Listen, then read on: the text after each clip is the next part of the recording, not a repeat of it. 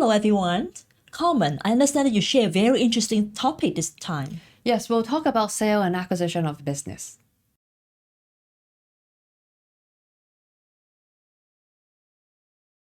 Welcome to this YouTube channel of K-Leaders. I'm Frances Chan. I'm Carmen Chi. Carmen, please start your presentation. So today I'm going to talk about sale and acquisition of a business. So today I'm going to talk about private M&A. I'm not going to cover auction or public process. So before the sale of your business, so timing and project management are actually key to a smooth process. Yeah. Now, if you are the target company, so how should you get ready for it? Before you open up your company and let an investor and an outsider to come in and conduct due diligence, there are a few things that I will suggest you do and prepare. Well, first of all, you got to know what your business is valued, right? You got to know what you're selling. Well, I would suggest that you actually get a professional valuer or CPA to do a proper valuation for your company. Now, when you do this valuation, you're not just getting one value. What you should prepare for is actually the best case scenario, the worst case scenario, and also the most likely scenario that the purchaser is going to put forward to and value your company. Now, when an investor come in to conduct due diligence on your target company, well, not only you want to start off on the right foot, give the investor and their legal team and also their advisory team a good impression of your company and of yourselves, right? But you also want to make sure that whatever they see, you want to make sure that it's in compliance with the law, everything is proper.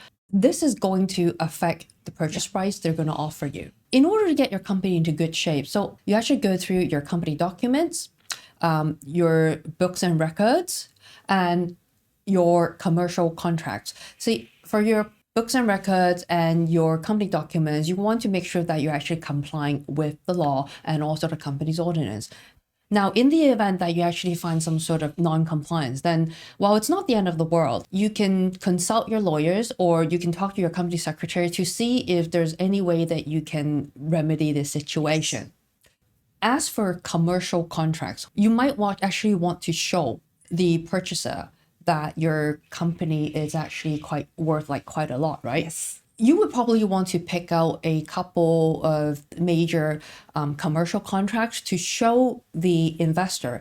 But before you do that, you got to go into each of the contracts to check whether there are provisions which restricts you from doing that, such as sometimes they'll have confidentiality provisions, or sometimes they may actually ask you to get the counterparty's consent. So in that case, if you're not sure what to do, then I would suggest that you seek legal advice and work out a solution so that you can disclose these commercial contracts to your prospective investor or buyer. Now, in terms of project management, I would suggest that you actually select a couple of trusted employees to help you deal with the due diligence process. Yeah. Why is that? Because you, as the business owner, you should actually be focusing on the commercial negotiation and getting the deal done. Yes. Now, when the investor or the prospective buyer come in to conduct due diligence, they're going to have a lot of questions to ask you about the operation of your company. So you don't want to be distracted. So it'll probably be best that you select a couple of employees who actually know the company quite well to help you with this process. Yeah. But I also understand that there are times where you actually may not want your employees to know about this prospective sale because, well, you just don't want any rumors or you just don't want your operation to be adversely affected.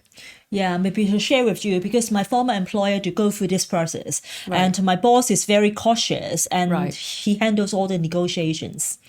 And also the due diligence he's the main person in the whole process. I see, that's impressive. Now, if you're the investor or the prospective buyer, so what sort of due diligence should you conduct? It's not just legal due diligence. Yes. You would also want to conduct financial and tax due diligence. Yes. And if you're actually acquiring an asset that's engaged in a specialized industry, you may actually need technical or industry experts to actually help you with this due diligence. Now, what about cost? If you're engaging so many advisors, it's going to be quite costly for you. Sure. So what I would suggest you do is that you would want to actually stage your due diligence. So at first, you probably want to just conduct due diligence on the key issues, flag out any major issues before you actually spend more money to conduct a full-blown comprehensive due diligence at a later stage. Now, what are some of the key transaction documents that you'll come across? Well, first of all, you want to make sure that you enter into a non-disclosure agreement, especially if you are the target company, because you're opening up your company for someone else to come in, and that party may actually be a competitor.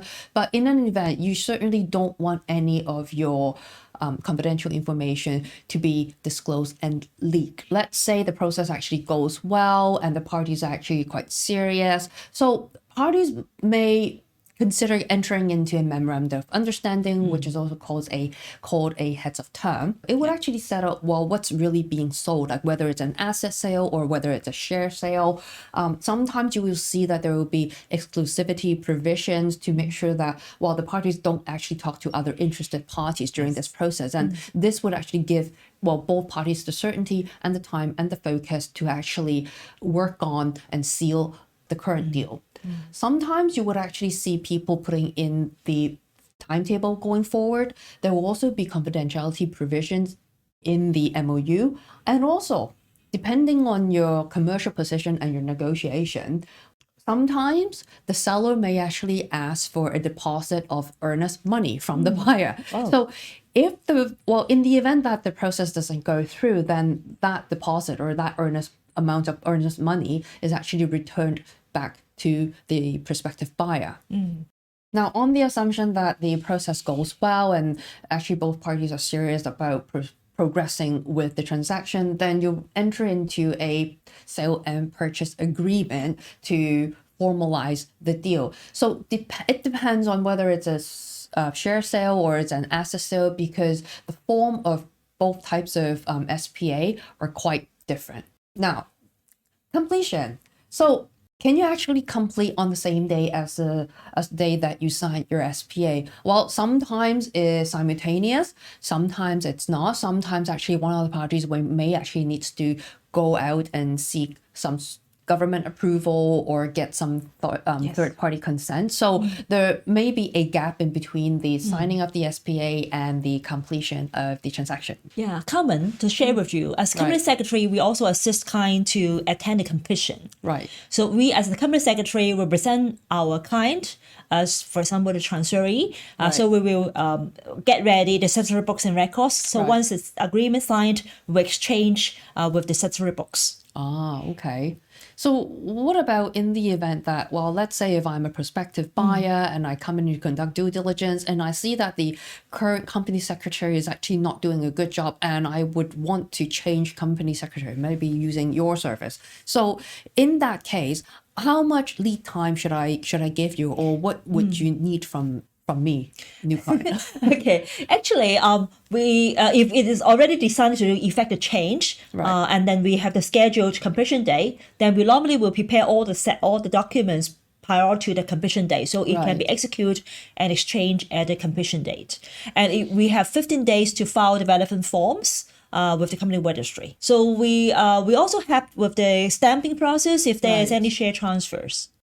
Thank you very much, Carmen, for sharing the very detailed information.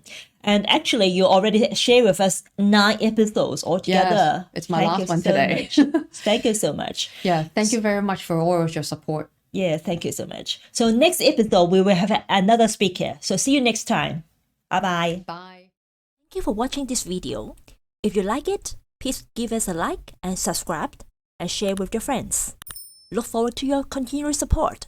See you next time. Bye-bye.